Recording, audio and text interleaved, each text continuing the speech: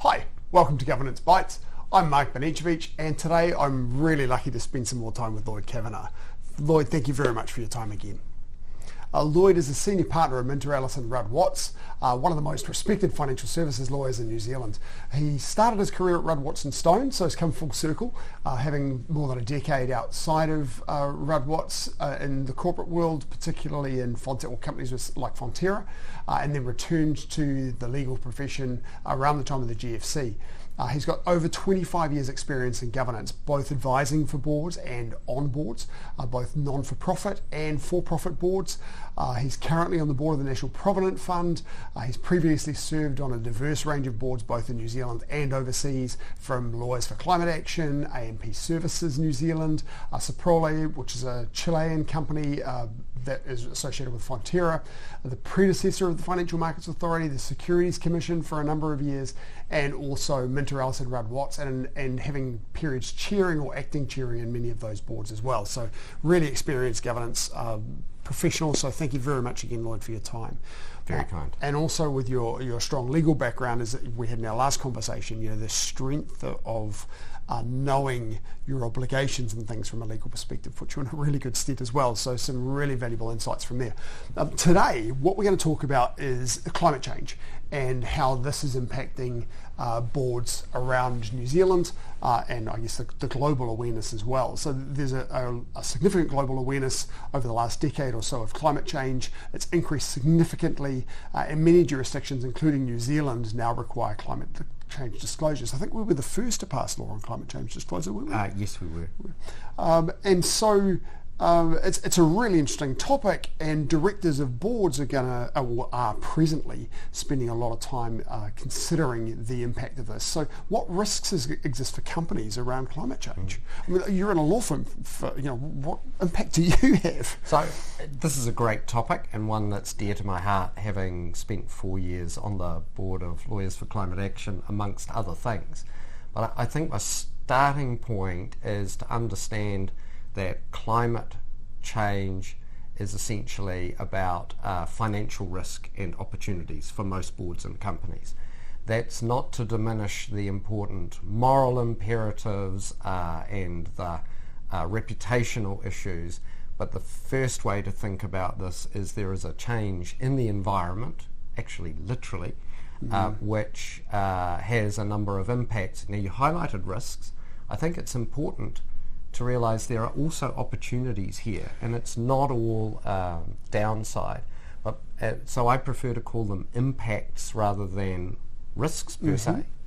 And in a sense, if climate change is happening, as certainly the global scientific community believes, and I believe is the case, Last year's rainfall suggests, then actually being in New Zealand is as good as it gets in the world, and we should bear that in mind.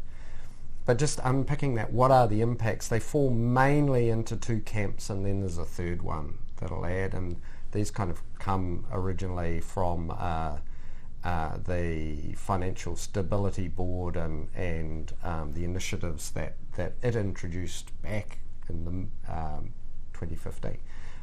First category are the physical impacts. So these are the obvious things that people think about: inundation, stormy weather, bushfires in some parts of the world, but then also things like bio-incursions, different pests coming into your environment, different land uses as parts of the country change, tourism impacts.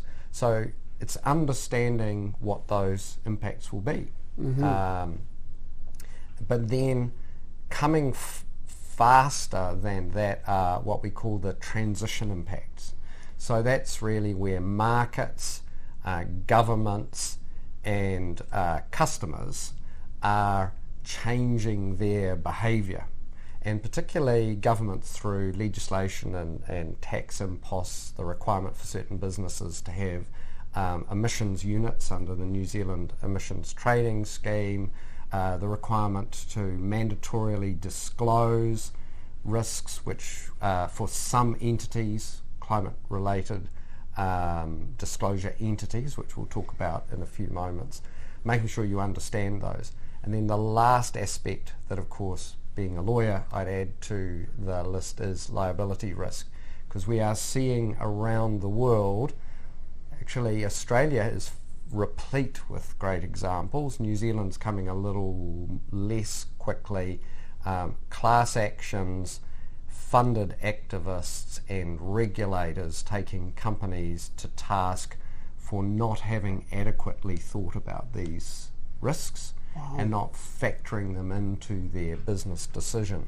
You'll notice in all that I've said, only some of it is about your own entity's emissions. It's about the things that the planet, government and customers or markets are going to change the environment in which you're operating that you have to have front of mind. So as a director on one of those, on any business now, they should be thinking very much about, okay, with these, the impact, with what's happening to climate, as you say, the sorts of things that can happen with forest fires, flooding. We had our experience last year with our, the highest rainfall by far over the last, since records began of 66 odd years ago. What impacts will those changes have on our business, on our products, on our services, on our customers, on our facilities, all of those sorts of things are what they need to be thinking about. And then, as you've said, the transitional impacts is the reactions of governments and I guess activist bodies, customer groups and so forth, how they're reacting and what impact that would have on your business. And then, of course, as you say, the historical behaviours of the business, which would give rise to these potential class actions. So some significant things for directors to think about in this environment. Yeah, and if we just narrow in and focus on those, particularly who are borrowing or raising equity, the mandatory disclosure regime in New Zealand only applies to some entities. Basically, we've got large New Zealand listed entities, we've got large banks and insurers and large fund managers, and large here for the listed entities currently means a market cap of 60 million. In relation to those others, it's having $1 billion New Zealand dollars of assets, or in relation to insurers, 250 million premium income. But this is not a unique to New Zealand thing. So what New Zealand has done with our climate-related disclosure regime is drive off something called the TCFD recommendations, which are voluntary recommendations, which large asset managers and lenders and insurers around the world are having regard to. And so that means they're factoring into their criteria a regard to whether businesses are high emitters, but even more importantly, whether or not they've thought about the issues. Right. So the original origin of these requirements goes back to initiatives when Mark Carney was the Bank of England in the UK about 2015, where coming out of the GFC, he was concerned that the next big risk that was a decade or two away was not adequately being taken into account, and that started the TCFD recommendations, which was the Financial Stability Board. So you will see increasingly banks and asset managers from around the world taking into account whether the businesses they invest in have thought about these issues. And particularly insurers, and this is an issue for New Zealand, the general insurers, of course, inherently their business is understanding and pricing risk. Yes. And you'll see some of them have already been making comments about particular properties which are subject to inundation or flooding, and their unwillingness to insure those properties, at least for new customers, in the future, which then flows on to the issue of, can you borrow from a bank if you haven't got insurance? Yes. So all of these are issues that right now are on the agendas for lots of businesses in different ways. Absolutely. And now you are alluding to the climate-related disclosures regime that we've put in place here, and initially, as you say, impacting large businesses and financial services businesses, but that's just phase one, right? It's looking to phase out to other businesses in the future. What is this regime about? What sort of disclosures are required? And so the best place to go by far is to look for the XRB's website, External Reporting Board, and their section on their climate standards. And I give them a big shout out. They've tried to write them in a way that's accessible for non-accountants, because their main job is writing financial standards. Yes. And then they were given the job of setting the standards for climate reporting. And they've really taken quite an innovative approach of trying to prompt those companies that are in the regime to factor the impacts that I've talked about into their strategy and their risk management processes. And in some ways that's put us a little bit out on left field internationally, because frankly, in my view, they've done a better job for scaling this for smaller entities. Great. And even if I was a director of an entity that is not mandatorily in the regime, I would be reading that material, which is available for free and which is a great prompt to go back to your strategy team and say, hey, if we're looking out 10 years, even looking 5 years, how is our business environment changing as a result of the physical and regulatory environment, and how are we factoring that into our plans? As I said at the outset, not only the downside risks, but also the opportunities. Yes. Because one thing, for example, New Zealand currently generates about 80% of its electricity from sustainable sources. So long as we can keep up with the demand, that gives us a profound advantage over those countries who are going to find more and more challenges in using fossil fuels. We've got a good starting point. We have. We're also located, frankly, in a temperate zone. If you look across to Australia and the challenges that they're experiencing, they're going to continue to experience, because they're in a hotter, drier environment, and they get issues like brownouts where electric energy is not available because everyone turned on their aircon on a still hot summer day. Yes, absolutely. And we have had commentary about that, and there's a lot of talk at the moment about how much coal is being imported for that remaining 20%, and the more we move to EVs, the more a requirement there is for electricity, and as you say, can we keep up with demand? And we've got a really great starting point with particularly our hydro base, but an opportunity now to move more into wind and into solar. So hopefully we'll see that coming over the next few years. And it is also, I heard a great story at the beginning of last year. I was speaking on some panels alongside someone from New Zealand Post. Now, New Zealand Post is not a entity that's mandatorily required to report, because it's an SOE, although they have letters of expectation, but their board had decided 5 years ago that they would follow this journey, and they had a couple of years ago started their work, and they won't mind me sharing this anecdote because they were speaking on public platforms, focusing on their parcels business and the physical impacts on their premises.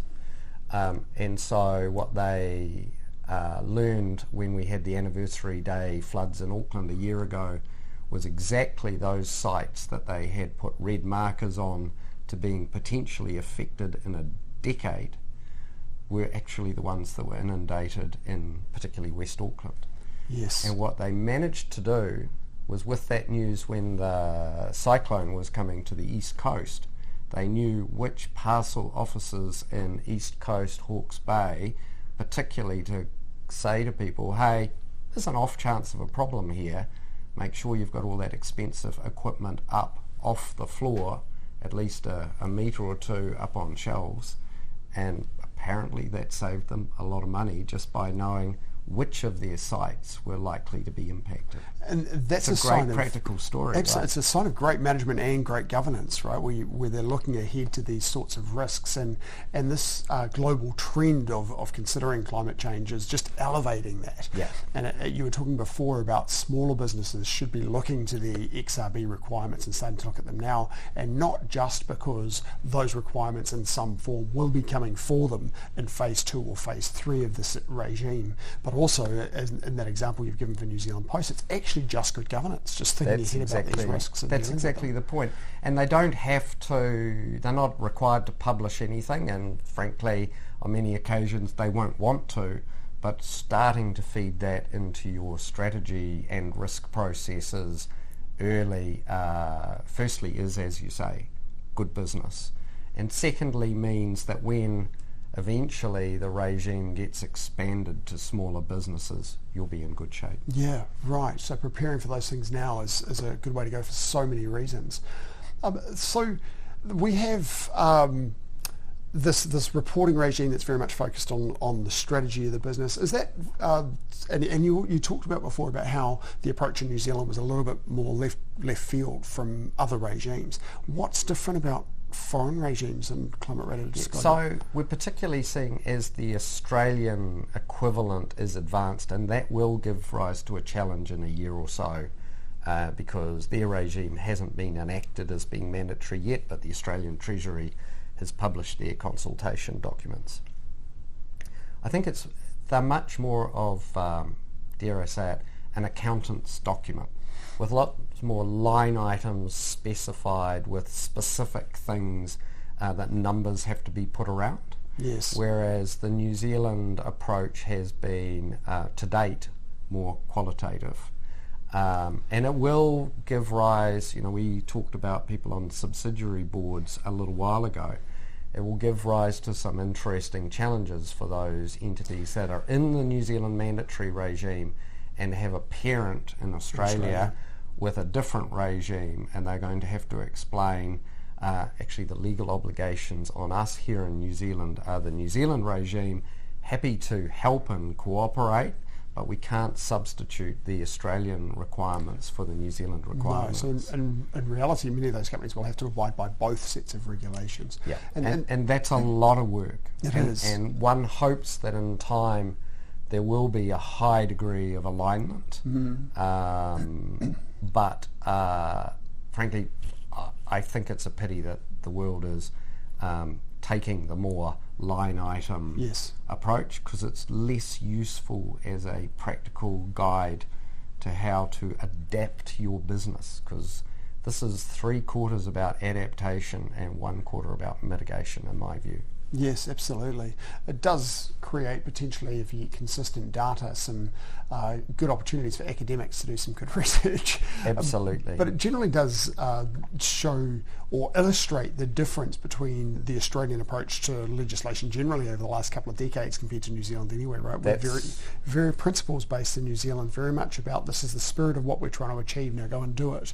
Whereas Australia tends to be more along the lines of these are the things you'd have to do, this is how you have to do it. I completely agree, and when we're advising, as we often are, Australian companies who have a New Zealand business, and their lawyers in Australia are saying, well, where's the requirement to do that? And we're saying, here's what it says, which is quite short, but it's inherent in what that principle means. And they are used to seeing 9 yards of detail, not just in climate. Anti-money laundering is another regime very similar. The Corporations Act, which runs to several volumes, versus our Companies Act and our Financial Markets Conduct Act, which are relatively slim. We think but still do the same job. Yes. Frankly, I think more accessible for directors who are coming new to the game. so long as they have their focus on who the key stakeholders are. No, I really like the New Zealand principles-based approach. And when I was in law school, I remember studying the law of self-defence, a background in martial arts, and so that particularly interested me. And the previous law from the 80s, there was a requirement to warn somebody 3 times before you reacted, and then the law change now is something that is so intuitive that people on the street don't have to know what the law says for it to work in their favour. And I think that should be the way that, to a large extent, law works. If you're out there trying to do the right thing, if you're out there trying to look after your customers, if you're out there trying to act in the best interests of your company, then you shouldn't get tripped up by little details. And I think a principles-based approach really no enables argument that. from me on that front. The reality, however, and we spend a lot of time here at MinterEllisonRuddWatts advising some of our clients on how to comply with the new CRD regime, is despite what I've said, there is a lot of detail. Right. And there are specific things that those entities who are in the regime have to do, and they're all working through their first reporting period now. So the reporting periods are the same as financial years, and the first applicable period was whatever financial year started during 2023. So the calendar year guys have now finished their first period and are busy preparing their reports. There are others whose financial year starts, for example, on 1 June, who are halfway through, and others who start on 1 October, who still have some leeway. But there's a lot of detail. And if on reflection I had a probably learning is to really understand, particularly for those listed companies, how 60 million market cap actually brings in some pretty small companies. Yes, it's a small number. Who don't have a lot of internal compliance resource in any event. And just that there's a lot of work for them to do. So that's why it's great to see the FMA saying that what they're looking for first off is they're interested in making sure that everyone who has to file files, and that they basically had a decent go at it, and that they're not being misleading in what they disclose. Right. And that would then segue to a conversation about greenwashing that perhaps we can save for another day. Yeah, interesting. So we'll start to see some of these reports come out probably next quarter then, won't we? I think the first ones, they will be issued 3 to 4 months after the end of the financial year. So you'll see that small group who are calendar year, they will probably come out end of March, in April. Typically. Be really interesting to see some. Lloyd, thank you again very much for your time. I'm going to finish with one other question. I actually asked you a similar question last time we spoke around the best advice you'd received in governance, but with your 25 years, a quarter of a century of governance experience, more than a quarter of a century, what is the best advice you would give to someone starting out their journey as a director? Gosh, you ask some of the hardest questions here. I think it would be try and find someone as a mentor or just a reference point who's been around for a long time in this sphere. And I recall, first of all, a long time ago, having a conversation with a gentleman called Ian Farrant, who was on the Securities Commission at the same time as me. He had been in governance for 40 years when I was just starting out. And just sit down with them and ask them a handful of questions about tough times. Ask them about near misses. One of the things I think in New Zealand is we glamorise to some extent the role of being on a board. There's nothing more informative than learning from someone who's been through a few cycles, and we all, there's a saying about the things that don't kill you make you stronger. That's not always true, but we learn the most in life from tough times. And when you talk to someone who's been through the GFC or the dot-com bubble or even going back to the 80s, Asian market crisis. then buy them a coffee and listen to them. Ask no more than a handful of questions about, tell me about your near misses and your toughest calls, and you'll just learn so much. Wow, that's a really great piece of advice. Thank you. Lloyd, again, thank you very much for your time. It's been tremendously valuable and such a great experience to talk to you. Hope we can do this again soon, and I'll look forward to seeing you next episode. Cheers, a pleasure.